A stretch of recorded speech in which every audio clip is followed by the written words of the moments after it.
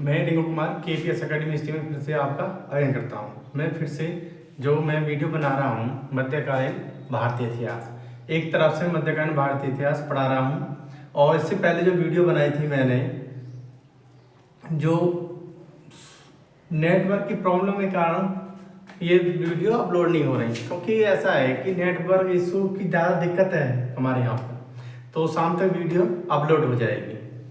और मैंने जो पीछे पढ़ाया था वो पढ़ाया था गौरी क्योंकि क्या होता है, जो गुलाम वंश की जो स्थापना होती है जिसको दासवंशी बोला जाता है, तो उससे पहले जब महमूद गौरी की मृत्यु हो जाती है, महमूद गौरी की मृत्यु हो जाती है, तो मृत्यु के बाद में और महमूद गौरी का जो राज्य रहता है, जिसका विस्तार रहता है, तो उसका जो विस्तृत जो फैला हुआ रहता है राज्य, तो मोहम्मद गौरी किसके में रहता है? गौर राज्य में। गौर राज्य का था ये, गौर राज्य, गौर राज्य।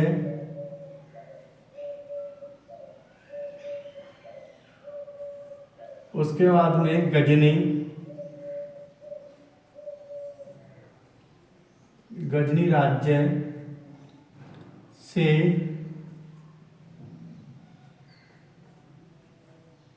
सिंध पर गौर राज्य पे भी अधिकार हो जाता है और गजनी राज्य पे भी इसका अधिकार हो जाता है, जिसको साम्राज्य फैला हुआ था।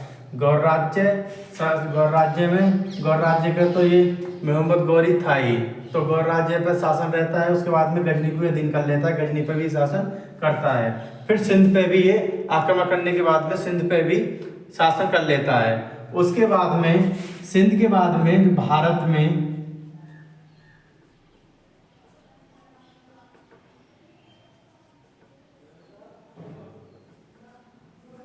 अजमेर तथा दिल्ली, किस पे?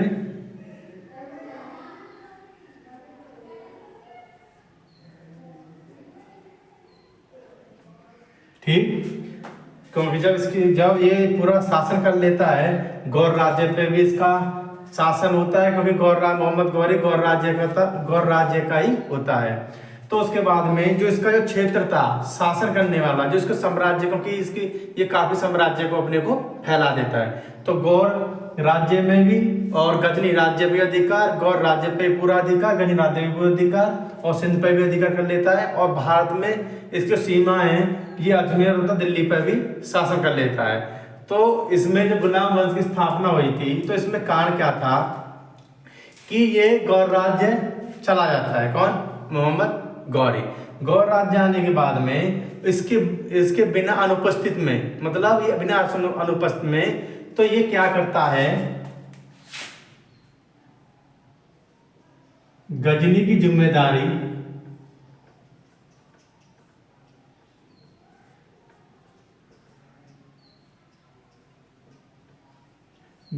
जिम्मेदारी और आपको सिंध की जिम्मेदारी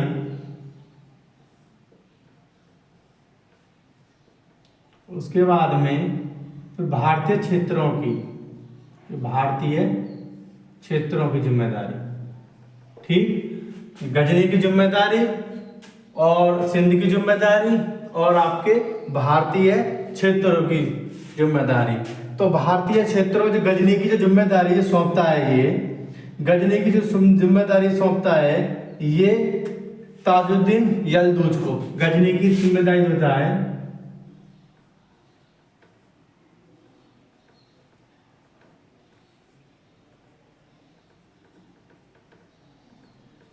किसको? ताजुद्दीन यलदूज को जिम्मेदारी सौंपता है। और सिंध पे सौंपता है, ये सिंध पे जो सौंपता है ये कुवाचा। किसको सौंपता है? कुवाचा, नासरुद्दीन कुवाचा।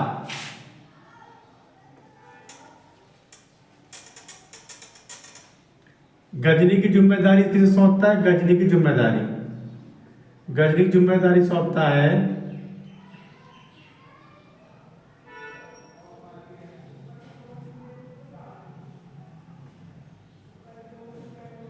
ताजुद्दीन यलदूज। ठीक। उसके बाद में फिर सिंध की जिम्मेदारी फिर सौंपता है ये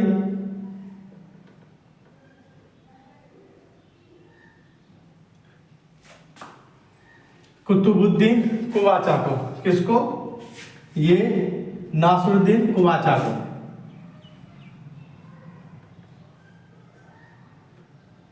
नासरुद्दीन कुवाचा, ठीक। किसको? नासरुद्दीन कुवाचा को। और आपके जो भारतीय क्षेत्रों की जिम्मेदारी किसको सौंपता है? कुतुबुद्दीन ऐबक को।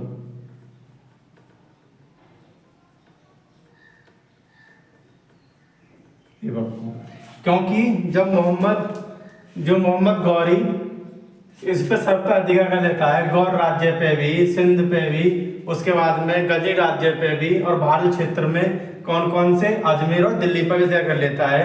तो गौरी के अनुपस्थित में, मतलब गौरी के अनुपस्थित में ये जिम्मेदारी किसको सौंप देता है? ताजुद्दीन यलूत को गजनी का, सिंध को नासरुद्दीन कुवाचा को, भारत क्षेत्र को कुतुबुद्दीन ऐबक को। और एक बात और कि तीनों के तीनों ये गुलाम होते हैं। किसके?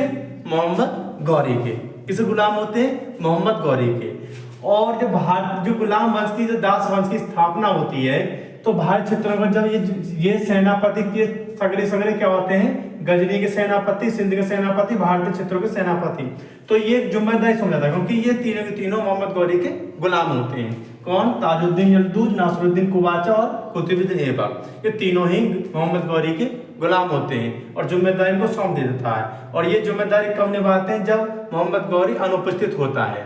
उसके बाद में क्या होता है कि शुरुआत जो भारत क्षेत्र, जो कुतुबुद्दीन ऐबक जब यहाँ की जिम्मेदारी सौंपता है भारत क्षेत्र की, तो शुरुआत तो यहाँ से ही हो जाती है गुलाम वंश की। ये अपना शासन और प्रशासन का यहाँ से ही इसका प्रोसेस चालू होता है। उसके बाद में जब मोहम्मद गौरी की मृत्यु हो जाती है, तो मृत्यु के बाद में ये सभी अपने के लिए उत्तराधिकारी मानने लगते हैं। कौन कौन? ताजुद्दीन यलदूज, नासरुद्दीन कुवाचा और कुतुबुद्दीन ऐबक। क्योंकि जब मोहम्मद गौरी की मृत्यु हो जाती है, तो मृत्यु के बाद में सभी लोग अपने लिए उत्तराधिकारी मान लेते हैं, क्योंकि ये सभी गुलाम थे मोहम्मद गौरी के। और उसके बाद में क्या होता है? उसके बाद में क्या होता है कि गुलाम वंश की स्थापना,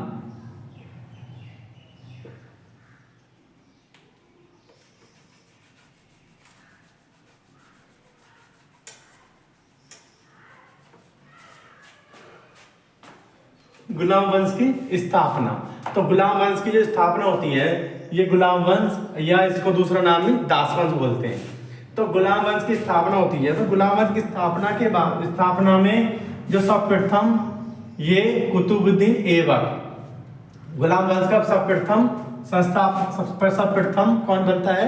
गुलाम वंश का, दास वंश का शासक कुतुबुद्दीन ऐबक, जिसको गुलाम वंश का संस्थापक बोला जाता है।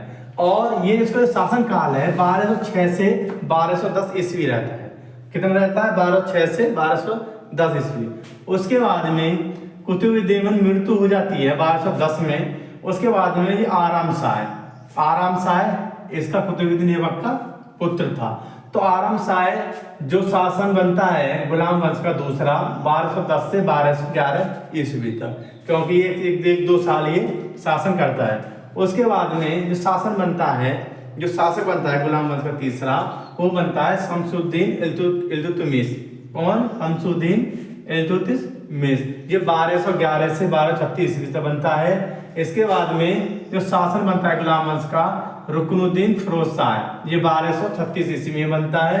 और रजिया, उसके बाद में जो इल्तुतमिश जब ये एक युद्ध में जाता है इल्तुतमिश, तो युद्ध में जाने के बाद में वहां से 6 महीने बाद लौटता है, तो वहां का प्रशासन और शासन देखकर काफी खुश होता है रजिया का, क्योंकि रजिया को ही मृत्यु से पहले ही उत्तराधिकारी, रजिया को भी उत्तराधिकारी मान लेता है और रजिया को उत्तराधिकारी बना देता है। ठीक, वहां से आने के बाद में ये घोषणा कर देता है कि आने वाले समय में गुलाम वंश, या आने वाले समय में मेरा जो उत्तराधिकारी होगी वो रजिया सुल्तान होगी। तो इसमें काफी विरोध होता है कि वहाँ के जो सैनिक हैं और जो काजी हैं वो इसका विरोध करते हैं। तो उसके विरोध करने के बाद में, इसकी मृत्यु के बाद में रुकनुद्दीन फिरोज शाही को वहाँ का शासक बना देते हैं 1236 ईस्वी तक। पर उसके बाद में फिर क्या होता है कि 1236 तक ही 1 साल तक ये शासन रहता है। जब रुकनुद्दीन फिरोज शाही खिलजी के बाद में रजिया सुल्तान शासक बनती है 1236 से 1240 ईस्वी में, ठीक। उसके बाद में रजिया सुल्तान के बाद में मुइजुद्दीन बहराम शाही बनता है 1240 से 1242 ईस्वी में। सातवां अलाउद्दीन मसूद शाही बनता है 1242 से 1240 ईस्वी में। नसरुद्दीन महमूद शाह 1240 से 1265 ईस्वी तक। और गयासुद्दीन बलबन 1266 से 1287 ईस्वी तक। और उसके बाद में 10वां शासक जो बनता है केकुबाद 1287 से 1290 में। और 11वां शासक जो बनता है, जो अंतिम शासक होता है गुलाम वंश का,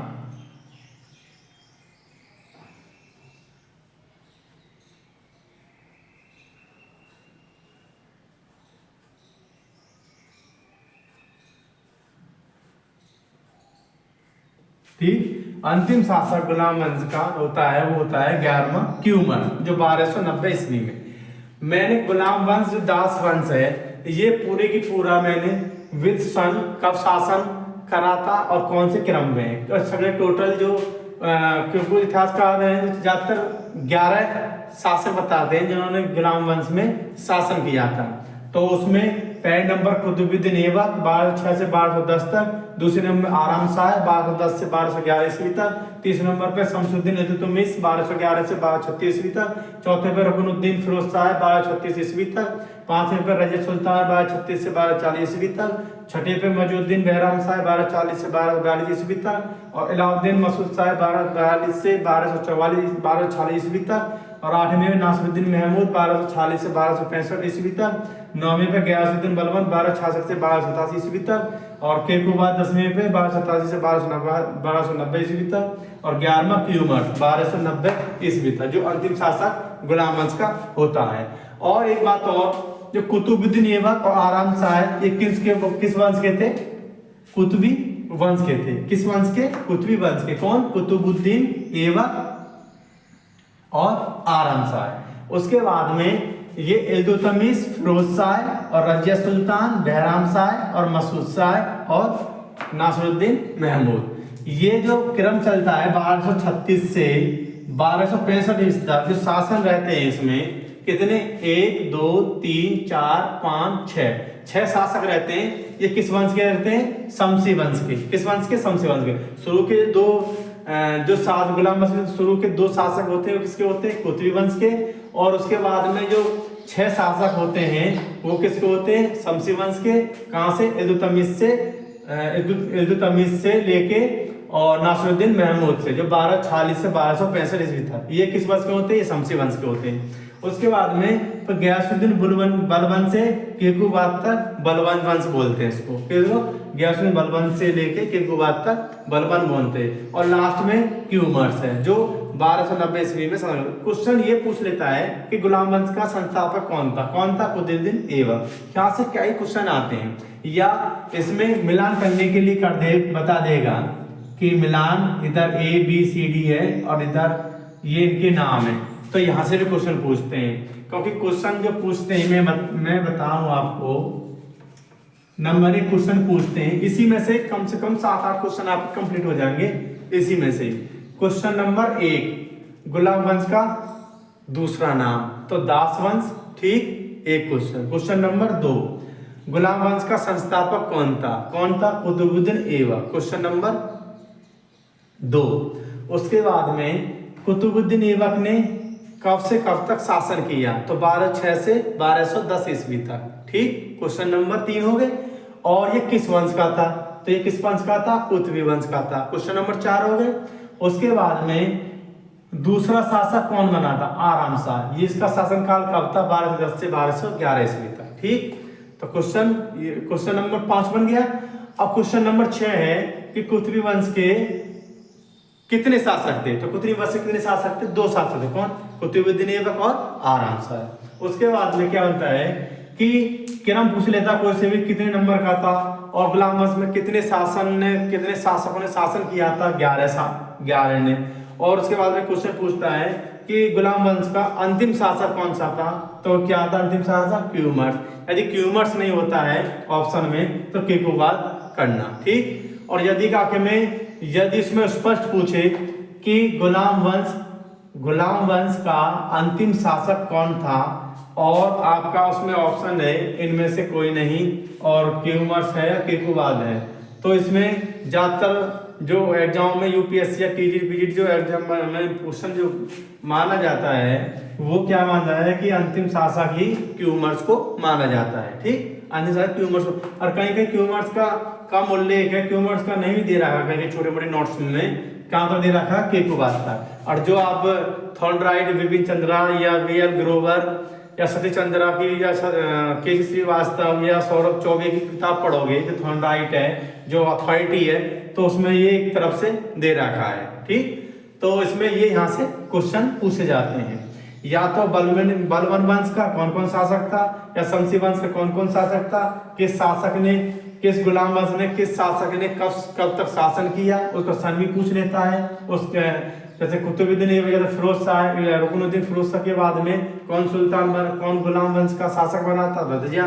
तो ये भी क्वेश्चन हो जाते हैं, यहाँ पर क्वेश्चन काफी कंप्लीट हो जाते हैं। और इसलिए मैंने पूरे क्रम से बताया, सन बताया, उसका वंश बताया है, और जो गुलाम वंश की स्थापना कैसे हुई, गुलाम वंश में जो कुतुबुद्दीन ऐबक पहले क्या था, ये गुलाम था, और आपका यूनुस भी गुलाम था, मोहम्मद गौरी का, और कुवाचा भी गुलाम था। और मैं अब जो बता रहा हूँ जो पहले नंबर पे किसका शासन आता है, इसमें कुतुबुद्दीन ऐबक 1206 से 1210 ईस्वी तक, ये मैं बताता हूँ आपको।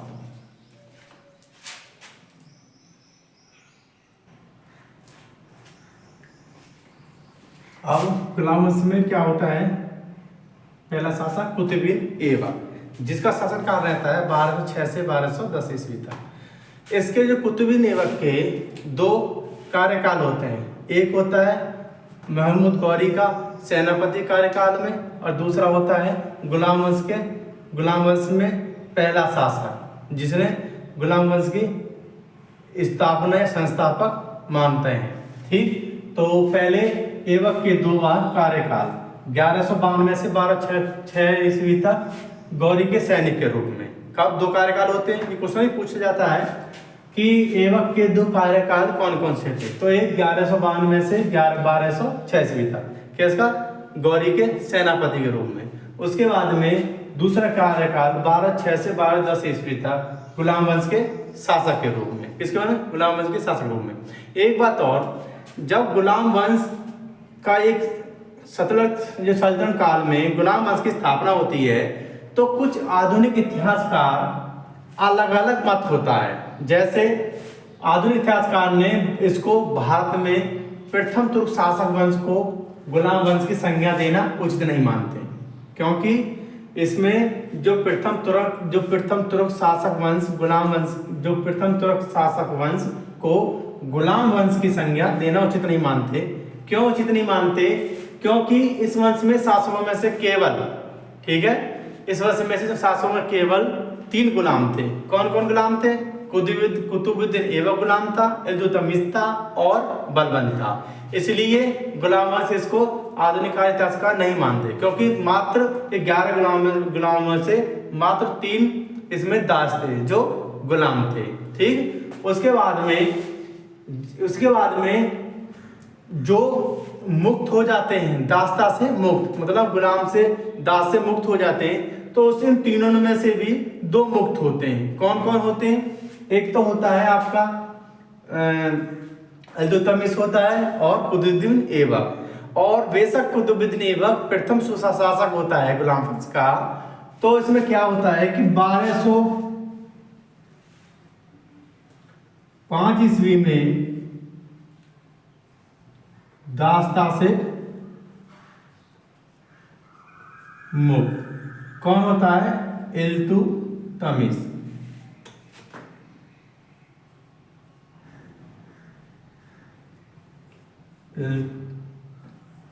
इल्तुतमिश कौन होता है 1205 में, क्योंकि कुतिब ऐबक से पहले ये दास्ता से मुक्त हो जाता है। कौन? इल्तुतमिश। और एक क्वेश्चन पूछ जाता है कि इल्तुतमिश दास्ता से मुक्त कब हुआ था, तो कब हुआ था 1205 ईस्वी में। और 1208 ईस्वी में दास्ता से मुक्त कौन होता है? ऐबक होता है। ठीक, क्योंकि ये ऐबक से पहले दास्ता से मुक्त मतलब दास से मुक्त हो जाता है। और दास से जो मुक्त करता है, क्योंकि जब मोहम्मद गौरी आक्रमण करता है तो उस समय ही इसका काफी इस पर प्रभाव पड़ता है। और गौरी ही, ठीक, और गौरी ही इसको ऐबक के गौरी ही कहने से ऐबक इल्तुतमिश को दास से मुक्त करता है, क्योंकि गौरी ही के ही कारण ये दास से मुक्त होता है। कौन? इल्तुतमिश। और उस टाइम पे ऐबक दास्ता से मुक्त नहीं होता, मतलब दास गुलाम से या दास से मुक्त नहीं होता है। तो इससे पहले कौन होता है? इल्तुतमिश होता है। उसके बाद में 1260 ईस्वी में कौन होता है? कुतुबुद्दीन ऐबक। और ये जो आपका ये जो मोहम्मद गौरी का एक भतीजा था गयासुद्दीन महमूद, ठीक, ऐबक को दास से मुक्त पत्र देकर इसे सुल्तान की उपाधि देता है 1208 में। कौन? ये एक भतीजा था गौरी का,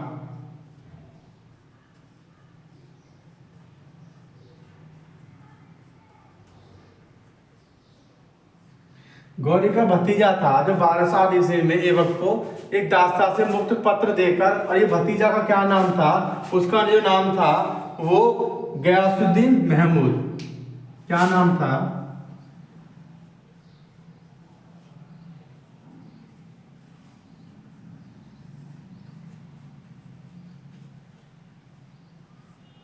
ठीक, गयासुद्दीन महमूद जो गौरी का भतीजा था, गयासुद्दीन महमूद एक पत्र लिखता है ऐबक को। ऐबक को पत्र लिखने के बाद में जब दास्ता से मुक्त करता है और उसको सुल्तान की उपाधि प्रदान की जाती है। किसको? ऐबक को। 1205 ईस्वी में दास्ता से मुक्त होता है इल्तुतमिश, और 1260 ईस्वी में दास्ता से मुक्त होता है ऐबक। कौन कर इसको दास्ता से मुक्त कौन करवाता है? मोहम्मद गौरी करवाता है ऐबक से कहकर कि इसे दास्ता से मुक्त करो। और ऐबक को जो गौरी का भतीजा था गयासुद्दीन महमूद ये पत्र देकर दास्ता से मुक्त होता है। कौन? ऐबक। तो इसमें ये क्वेश्चन पूछा जाता है कि जो दास्ता से मुक्त सर्वप्रथम कौन हुआ था? तो इसमें ऑप्शन ऐबक भी रहेगा और आपका ऐबक भी रहता है ऑप्शन में, और आपका इल्तुतमिश भी रहता है। तो ज्यादातर जो स्टूडेंट है क्या करते हैं कि सबको पता है कि ऐबक ने गुलाम वंश की स्थापना करी। ज्यादातर जो स्टूडेंट हैं वो गुलाम वंश में इल्तुतमिश ऐबक को टिक कर देते हैं, और टिक करने के बाद में सोचते हैं कि ये ठीक है, क्योंकि किस बेस के अनुसार? क्योंकि गुलाम वंश का जब प्रथम शासक कुतुबुद्दीन ऐबक है तो कुतुबुद्दीन ऐबक ही होगा। पर यह बात सही नहीं है, क्योंकि कुतुबुद्दीन ऐबक से पहले इल्तुतमिश दास्ता से मुक्त होता है 1205 ईस्वी में गौरी के कहने पर ऐबक करता है। और उसके बाद में 1260 ईस्वी में कुतुबुद्दीन ऐबक इल्तुतमिश होता है 1205 ईस्वी में गौरी के कहने पर ऐबक करता है। और 1260 ईस्वी में जो दास्ता से मुक्त होता है वो कुतुबुद्दीन ऐबक होता है, जो गौरी का भतीजा था गयासुद्दीन महमूद। उसको पत्र लिखता है, पत्र लिखने के बाद में दास्ता से मुक्त करता है और सुल्तान की उपाधि प्रदान करता है। ठीक है, अब कुछ इस तरह का ने जो बताया है, मैंने बताया है कि इसको क्या बोलते हैं कि ये भारत में आधुनिक इतिहासकार भारत में प्रथम तुर्क शासक वंश को गुलाम वंश की संज्ञा देना उचित नहीं मानते हैं, क्योंकि इस वंश के शासकों में केवल ऐबक, इल्तुतमिश और बलबन नामक 3 शासक ही गुलाम थे। और इनमें भी ऐबक और इल्तुतमिश कार्यकाल में ही दास्ता से मुक्ति मिल गई थी। उन्हें जो कार्यकाल था वो दास्ता से मुक्ति मिल गई थी, इस कारण नहीं मानते। और कुछ इतिहासकार इसमें ममलूक वंश की संज्ञा देते हैं। किस वंश की? ममलूक वंश की संज्ञा देते हैं। और ममलूक वंश का जो अर्थ होता है, ममलूक वंश का जो अर्थ होता है वो ममलूक वंश का अर्थ होता है कि स्वतंत्र माता पिता से संतान उत्पन्न, ठीक है, से होता है। और कुछ इतिहासकार बताते हैं कि ममलूक वंश का था, और ममलूक वंश को इसलिए नहीं माना जाता क्योंकि जो ममलूक वंश का जो अर्थ होता है माता पिता से स्वतंत्र माता पिता से संतान उत्पन्न या पैदा होना, क्योंकि जब स्वतंत्र माता पिता रहेंगे तो उस संतान से जो पुत्र होगा वो स्वतंत्र होगा। तो उस टाइम पे ये ऑलरेडी पहले ही दास थे, तो ये इसलिए इसको उचित नहीं समझा जाता, ठीक है। क्योंकि मंगलू वंश की संज्ञा है, तो इस मंगलू वंश का जो अर्थ है स्वतंत्र माता पिता से उत्पन्न संतान से होता है, अतः यह संज्ञा उचित नहीं मानते। उसके बाद में इतिहासकार इसे ज्यादातर जो लोग मानते हैं, इतिहासकार जो ज्यादातर मानते हैं, इसे आरंभिक तुर्क वंश या आदि तुर्क वंश की संज्ञा देना उचित मानते हैं, ठीक। या इतिहासकार जो ज्यादातर मानते हैं आरंभिक तुर्क वंश या आदि तुर्क वंश की संज्ञा देना उचित मानते हैं, क्योंकि आदि तुर्क संज्ञा, क्योंकि आदि इसमें 3 मात्र 11 में से 3 गुलाम थे इसलिए, और उसमें 3 में से भी इल्तुतमिश और आपका कुतुब ऐबक की दास से मुक्त हो गया था। उसमें भी दास से सर्वप्रथम मुक्त हुआ था इल्तुतमिश 1205 ईस्वी में, और 1208 ईस्वी में ऐबक मुक्त हुआ था, ठीक है। तो ये क्वेश्चन यहाँ पे जो ये इतिहासकार का जो विचार है, आज का 2 कार्यकाल था, एक गौरी के सैन्य कार्य में 1192 से 1276, और दूसरा कार्यकाल था गुलाम वंश का जो संस्थापक इसको मानते कुतुबुद्दीन को, गुलाम वंश का शासक जो 1206 से 1210 ईस्वी तक रहता है, ठीक है।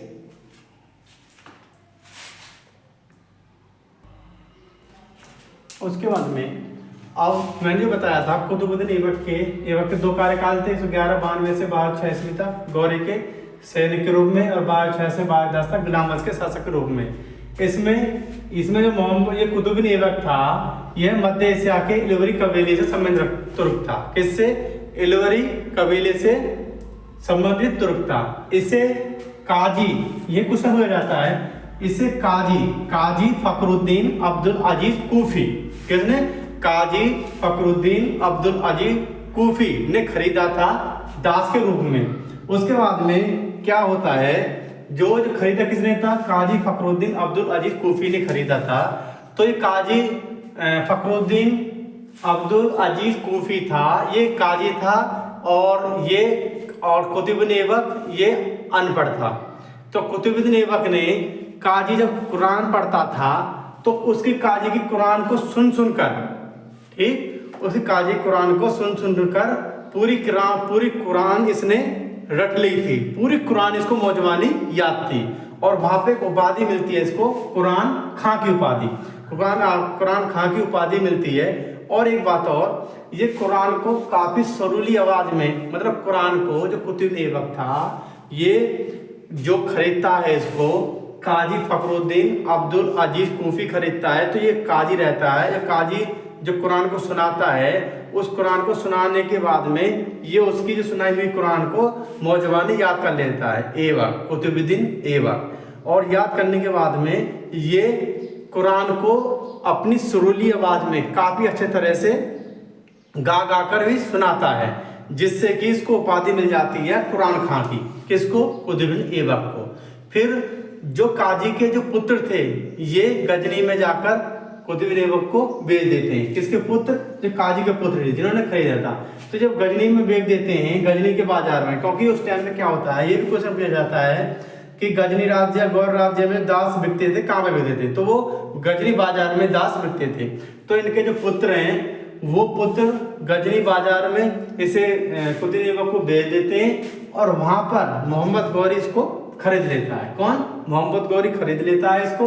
और खरीदने के बाद में मोहम्मद गौरी के भारतीय प्रतिनिधि के रूप में, क्योंकि मोहम्मद गौरी ने जो आपके सिंध और भारत के दिल्ली अजमेर का जो क्षेत्र था वो जीत लेता है। तो जीतने के बाद में वहाँ का जो इसको जिम्मेदारी बना देता है, सैनिक बना देता है। तो ये वहाँ का किसको बनाता है? कुतुबुद्दीन ऐबक को बना देता है भारतीय।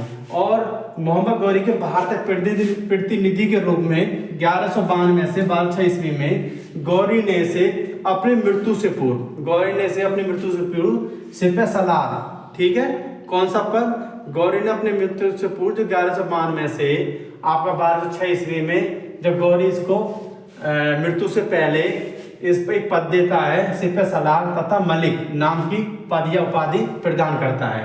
और अपना भारतीय प्रतिनिधि बली अहमद, ठीक है, क्या नाम है नियुक्त किया था, क्योंकि इसको अपना भारतीय प्रतिनिधि को क्या नाम था जो पद मिलता है फिर इसको? बली अहमद नियुक्त किया था। वली अहमद नियुक्त किया था और मृत्यु से पहले एक पद देता है, सिपह सलार तथा मलिक नाम की पदवियां उपाधि देता है। उसके बाद में ये जो कुतुबुद्दीन ऐबक इंद्रप्रस्थ को राजधानी बनाकर, ठीक, इसको इंद्रप्रस्थ को राजधानी बनाकर गौरी के प्रतिनिधि के रूप में कार्य करता है और यह गुलाम तथा शाही अस्तबल पद पर था। ठीक है, क्योंकि जब गौरी के भारतीय प्रतिनिधि बनता है ये, तो उस समय इसको मृत्यु से पहले मोहम्मद गौरी सिपह सलार या मलिक की उपाधि दे देता है, पदवी दे देता है। उसके बाद में जब ये भारत में प्रतिनिधि बढ़ जाता है, भारतीय प्रतिनिधि बन जाता है, फिर इसको वली अहमद नियुक्त किया जाता है। क्योंकि प्रतिनिधि के बाद में मृत्यु से पहले, क्योंकि जब ये ऐबक को कुतुब मोहम्मद गौरी ऐबक को खरीदता है, उसके बाद में कई सैनिक जो कार्य होते हैं उसमें सेनापति रहता है और मोहम्मद गौरी की युद्ध में ये काफ़ी विजय में सहायता करता है, जिससे कि मृत्यु से पहले इसको सिपह सलार घोषित कर देता है, मलिक या सिपह सलार घोषित कर देता है। और जब घोषित करने के बाद में जब गजनी सिंध पर अधिकार कर लेता है और भारत में अजमेर दिल्ली पर अधिकार कर लेता है, तो इसे प्रतिनिधि के रूप में वली अहमद के रूप में नियुक्त कर देता है। कौन? मोहम्मद गौरी।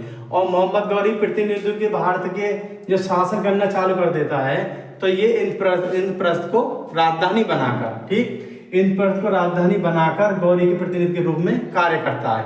और एक बात और, यह गुलाम तो होता है और ये जिसका जो पद होता है शाही अस्तबल बोलते हैं, जो अफसेना जो घोड़ अफसेना जो मतलब घोड़े की शाला होती है, वो पदवी वो पदवी इसको मिलती है।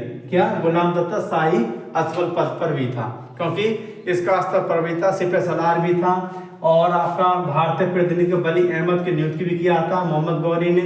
ठीक है, तो यहाँ से ये कुतुबुद्दीन ऐबक गुलाम वंश का शासक था, यहाँ से प्रोसेस चलता है इसके गुलाम वंश का संस्थापक ये कैसे बना और ये पद पे कैसे रहा था, पहले क्या था। तो यहाँ से ये शुरुआत इसकी होती है, किसकी? कुतुबुद्दीन ऐबक की।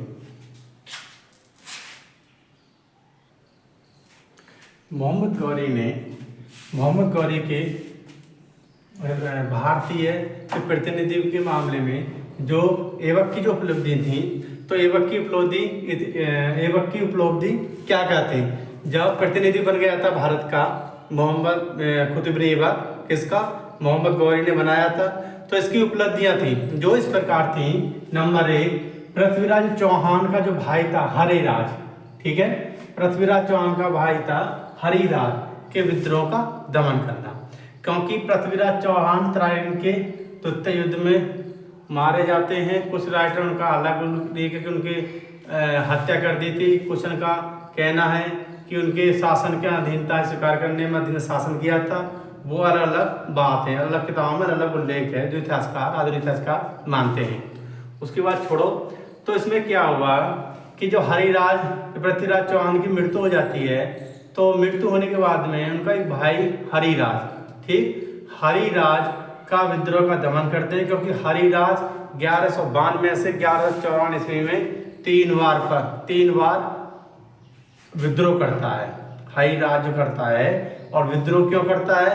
क्योंकि अजमेर को वो प्राप्त करना चाहता है और अजमेर पर दोबारा अधिकार न रहे। क्योंकि अजमेर जो पृथ्वीराज चौहान थे, वो अजमेर युद्ध में हार जाता है, जिससे कि मोहम्मद गौरी उसको अधिकार में ले लेता है। किसको? भारत के जो अजमेर और दिल्ली को, ठीक है, दिल्ली के शासक होते हैं। तो अजमेर को दोबारा लेने के बाद जो कुतुबुद्दीन ऐबक है, वो कुतुबुद्दीन ऐबक इसका विद्रोह का दमन करता है। और जो हरिराज है, ये 1192 से 1154 ईस्वी के बीच लगातार 3 बार विद्रोह करता है, जिससे कि कुतुबुद्दीन ऐबक इस विद्रोह को दबा देता है।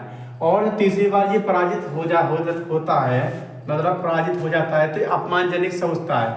और अब सोचने के बाद में, तो 1194 में तीसरी बार युद्ध में कुतुबुद्दीन ऐबक उसको हरा देता है और ये काफ़ी अपमानजनक सोचता है। और इस सोचने के बाद में ये हरिराज भी आत्महत्या कर लेता है।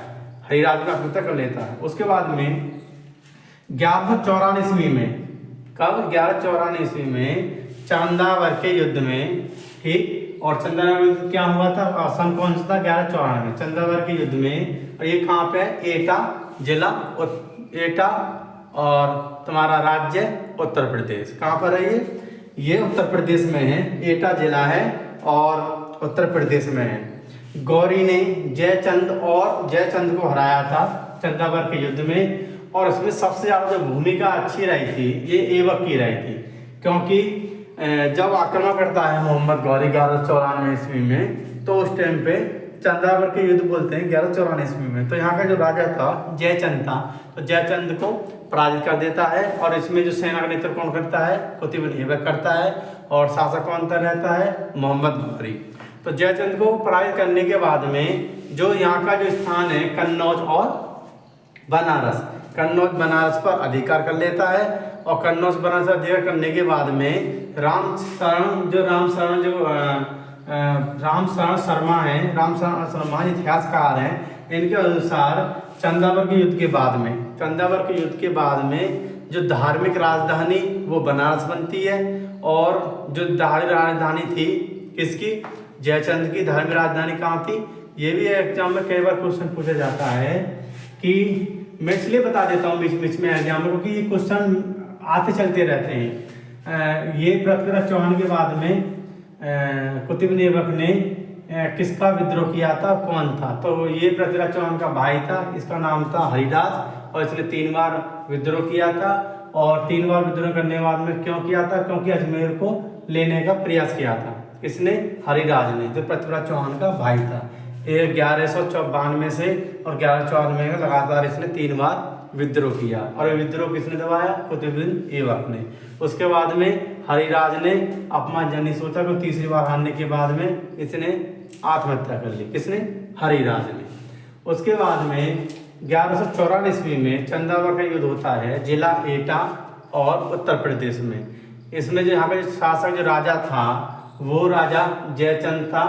और जयचंद को हराकर, क्योंकि जिसका जो नेतृत्व कर रहा था सेना का, गौरी जो नेतृत्व कर रहा था सेनापति, वो कुतुबुद्दीन ऐबक था। और कुतुबुद्दीन ऐबक और मोहम्मद गौरी आक्रमण करते हैं। और इस आक्रमण करने के बाद में यहाँ से जयचंद को पराजित कर देते हैं। पराजित करने के बाद में कन्नौज और बनारस पर अधिकार कर लेते हैं। और चंदावर के युद्ध के बाद राजनीतिक जो राजधानी थी, यहाँ से क्वेश्चन पूछा जाता है कि जब चंदावर के युद्ध में जयचंद की राजनीतिक राजधानी और धार्मिक राजधानी कौन सी थी? तो जयचंद की जो धार्मिक राजधानी थी वो बनारस थी। और आपकी राजनीतिक राजधानी वो कन्नौज थी। राजनीतिक राजधानी कन्नौज को भी अपने अधीन कर लेता है, मतलब मिला लेता है प्राय मोहम्मद गौरी। और आपके जो धार्मिक तो राजधानी है जो आपकी बनारस है, उसको भी गौरी का अधिकार हो जाता है। उसके बाद में ऐबक 1195 ईस्वी में एक कौल विद्रोह होता है। क्या? 1195 ईस्वी में एक कौल विद्रोह होता है। कहाँ पर? अलीगढ़। इसका भी दमन करता है। अब दमन करने की बात आती है कि कुतुबुद्दीन ऐबक ने जो मोहम्मद गौरी का प्रतिनिधि, भारतीय प्रतिनिधि था, तो ये किसका विद्रोह का दमन करता है? एक विद्रोह करता है हरिराज का, जो उसने आक्रमण किए थे 3 बार अजमेर को लेने पे। ये विद्रोह का दमन करता है, मतलब विद्रोह को समाप्त करता है। और उसके बाद में कौल विद्रोह होता है अलीगढ़ में। इसको भी 1195 में ईस्वी में होता है। इसको भी कुतुबुद्दीन ऐबक दमन करता है। और उसके बाद में 1195 ईस्वी में बयाना तथा ग्वालियर पर भी विजय प्राप्त करता है। कहाँ पर? बयाना और ग्वालियर पर भी विजय प्राप्त करता है 1195-96 ईस्वी में। उसके बाद में 1197 ईस्वी में चालुक्य सोलंकी जो राजपूत था राजा भीमदुत्य को पराजित कर देता है। और पराजित करने के बाद में पूरे गुजरात पर विजय प्राप्त कर लेता है। क्योंकि पहले भी मोहम्मद गौरी ये जो भीमदुत्य था, जिसका जो नेतृत्व कर रहा था, जो चालुक्य राजवंश था, तो मूलराज दुत्य था। तो मूलराज दुत्य की सेना इसको हरा देती एक बार, मोहम्मद गौरी को। उसके बाद में मूलराज दुत्य की मृत्यु के बाद में फिर कौन बनता है शासक? वो भीमदुत्य बनता है। और भीमदुत्य ही हार जाता है द्वारा चालुक्य सोलंकी राजपूत राजा था 1197 में, जो कुतुबुद्दीन ऐबक पराजित कर देता है इसको। ठीक है, कौन?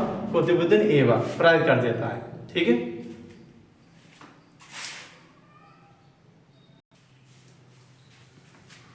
फिर उसके बाद में 1202 से 1203 ईस्वी में गौरी का एक साधारण तुर्क था।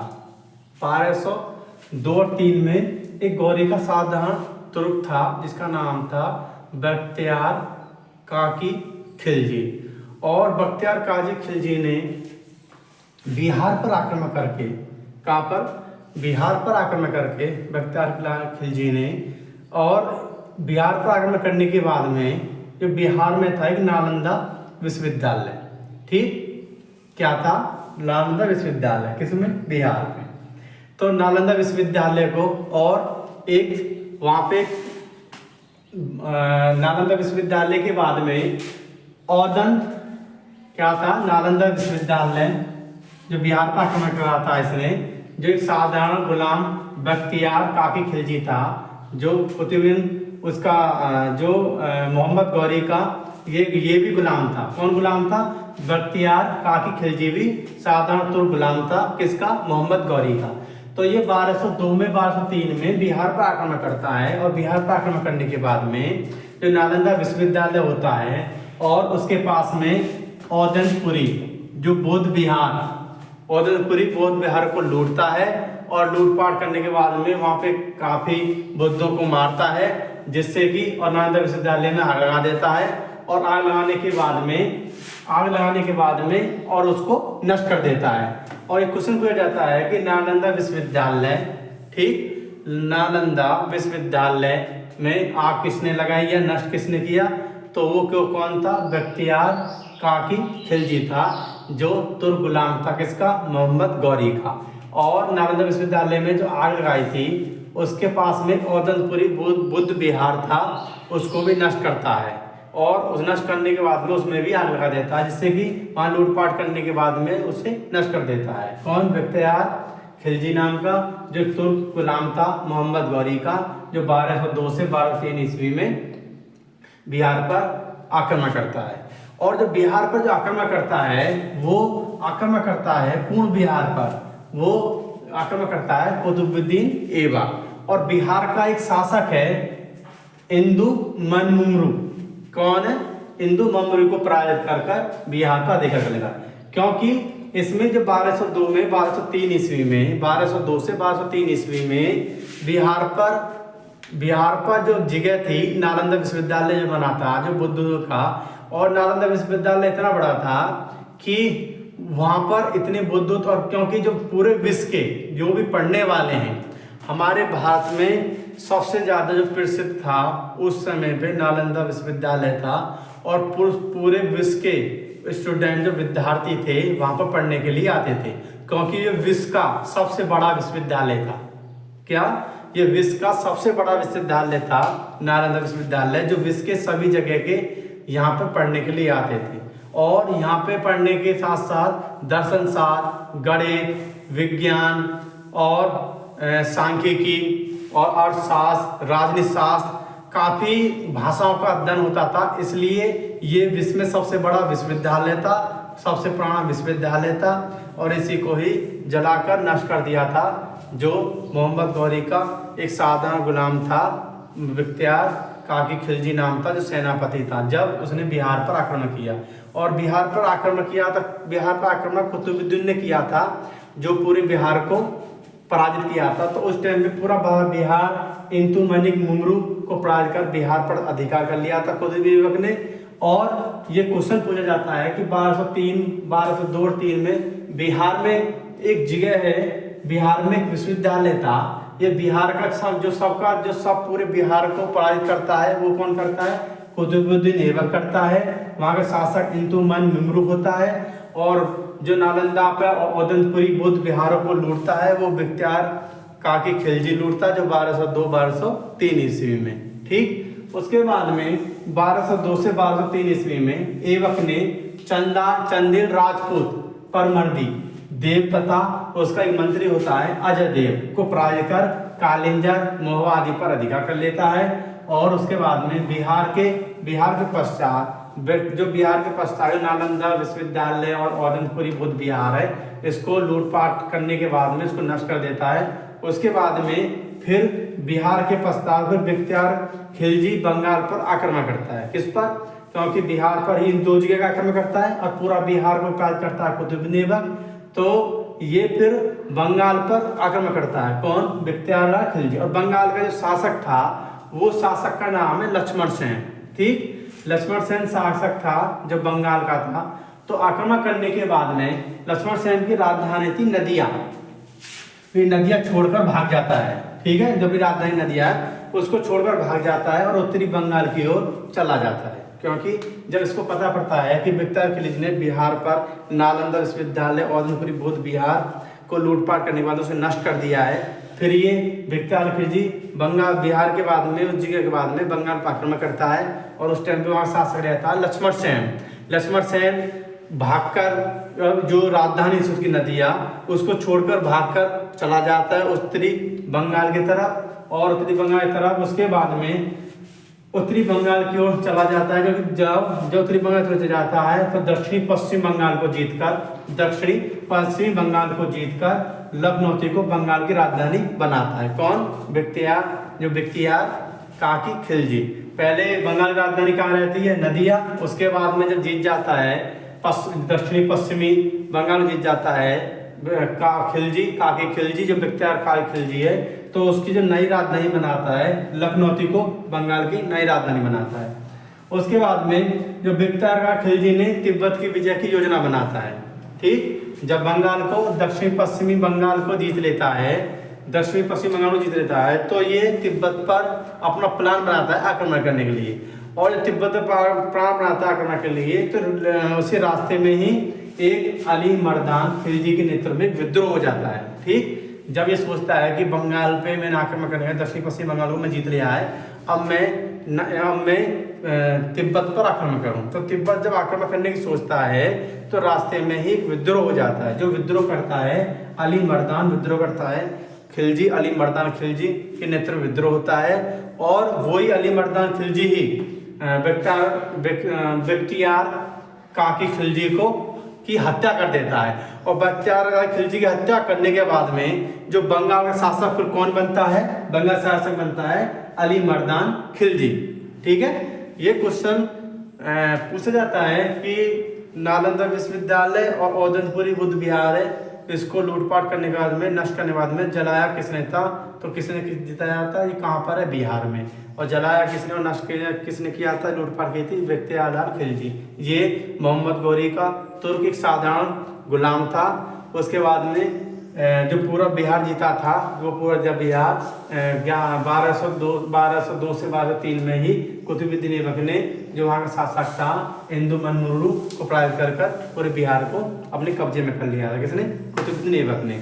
और ये जो सिस्टम चल रहा है ये किसके प्रतिनिधित्व चल रहा है, जो मोहम्मद गौरी के प्रतिनिधित्व। क्योंकि सबसे पहले कुतुबुद्दीन ऐबक की जो संबंधी उपलब्धियाँ थी, वो सबसे पहले युद्ध जो लड़ता है किसके अधीन का होकर लड़ता है, तो सेनापति बनता है वो कुतुबुद्दीन ऐबक, जो मोहम्मद गौरी का गुलाम होता है। ये भी ठीक है, उसके 3 गुलाम होते हैं पीछे।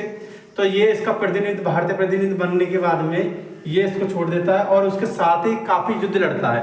तो ये किसकी उपलब्धि है, ये कुछ उपलब्धि इसकी, जो गुलाम था साधारण गुलाम था बख्तियार खिलजी और कुतुबुद्दीन की उपलब्धि है। और इसने युद्ध में मोहम्मद गौरी को काफी सहायता की थी और युद्ध के मैदान में। और जब यहाँ पे एक बार देख लें, 1202 से 1203 ईस्वी में गौरी का एक साधारण गुलाम बख्तियार काकी खिलजी बिहार आक्रमण करके नालंदा विश्वविद्यालय तथा औदनपुरी को बौद्ध बिहार को लूटता है और नष्ट कर दिया जाता है। ऐबक बिहार के शासक इंदुमन मुर्रू को पराजित कर बिहार पर अधिकार कर लेता है। और 1202 से 1203 ईस्वी में ऐबक ने चंदे राजपूत परमंदी देव तथा उसका एक मंत्री अजय देव को पराजित कर कालिंजर महोबा आदि पर अधिकार कर लेता है। कौन, कुतुबुद्दीन ऐबक। और बिहार के पश्चात फिर बख्तियार खिलजी बंगाल पर आक्रमण करता है। और बंगाल का जो शासक था, जो शासन कर रहा था लक्ष्मण सेन, अपनी राजधानी नदिया को छोड़कर भाग जाता है और वो उत्तरी बंगाल की ओर चला जाता है। दक्षिण पश्चिम बंगाल को जीतकर बख्तियार खिलजी एक राजधानी नहीं बनाता है, लखनऊ को बंगाल की राजधानी बनाता है। पहले बंगाल की राजधानी कहाँ थी, नदिया।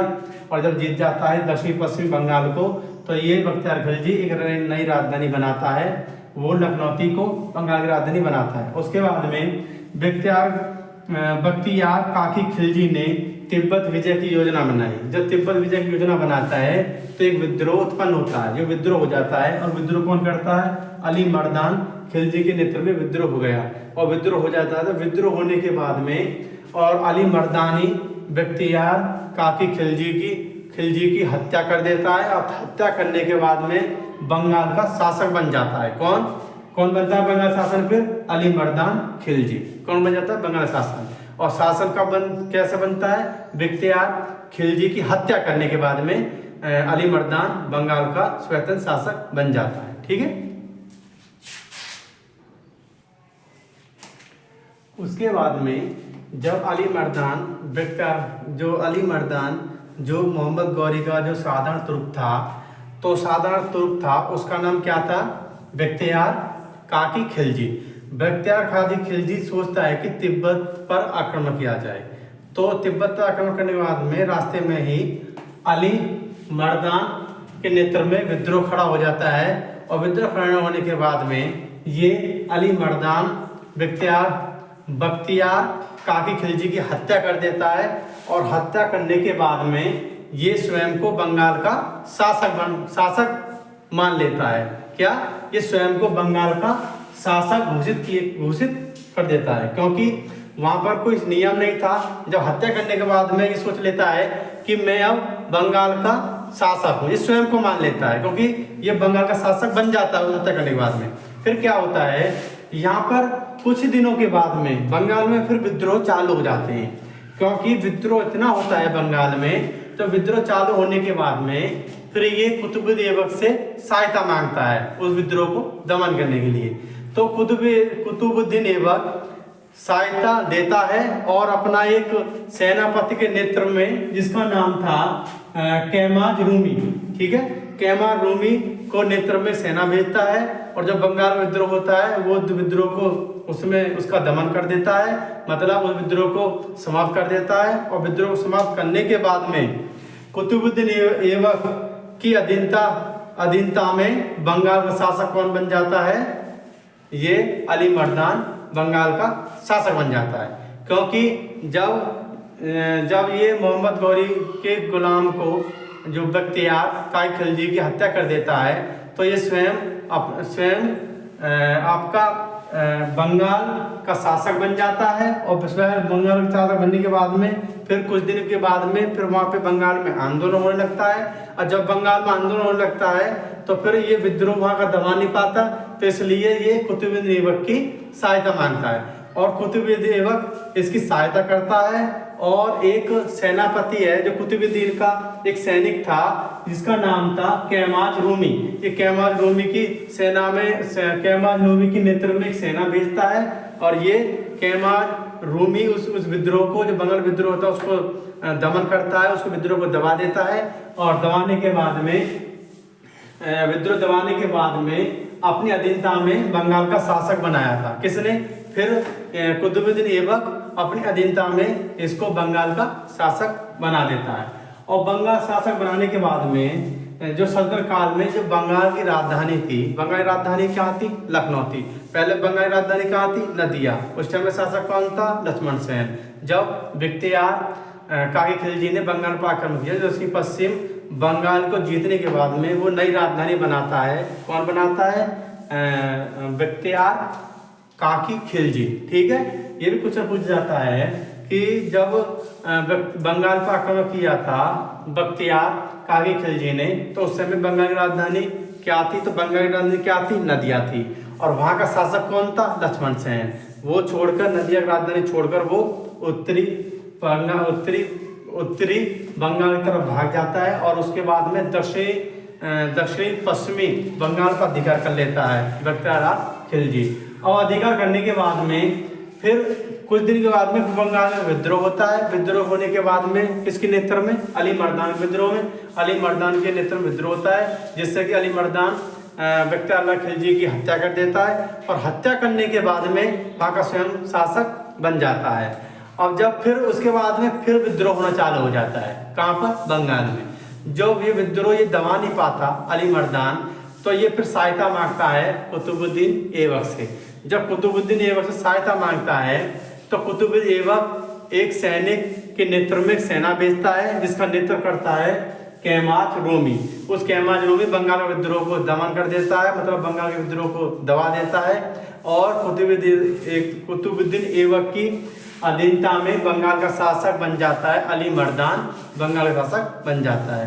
और जो लखनऊ जो बंगाल की जो राजधानी थी लखनऊ सल्तनत काल में, यहाँ पे विद्रोह आगे भी चलते रहेंगे, जिससे कि कुछ इसको जो लखनऊ को विद्रोह की फैक्ट्री कहा गया है। लखनऊ को विद्रोह की फैक्ट्री कहा गया है इसलिए क्योंकि इसमें सल्तनत काल में बंगाल की राजधानी लखनऊ में लगातार विद्रोह हुए, इसलिए लखनऊ विद्रोह की फैक्ट्री कहा गया। ठीक, केपीएस अकेडमी हिस्ट्री चैनल को सब्सक्राइब करें, लाइक करें, शेयर करें, बेल आइकन को प्रेस करें और अधिक से कमेंट करें और शेयर करें अपने फ्रेंडों में। धन्यवाद। तो मम्मी दमा